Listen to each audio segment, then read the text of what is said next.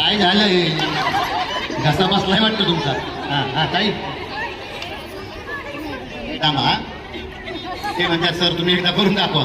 अहो हाय ना, तुम्हाला माहिती आहे का, जे माधुरी दीक्षित नंतर जर ही परंपरा कोणी टिकवली असेल ना, कोणती या आवाजाची, तर ती मी सांगतो का, होम मिनिस्टरच्या कार्यक्रमातून लोक विसरले, पण मी दरवेळी सादर करतो.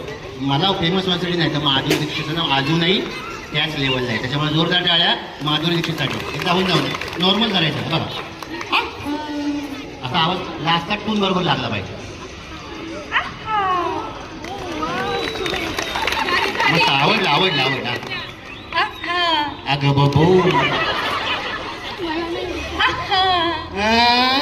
यांना थंडी वाजते असं वाटलं. ताई टाळ्यांचं पण चांगलं होतं. आता तुमच्या ते घेण्यात थांबा ताई.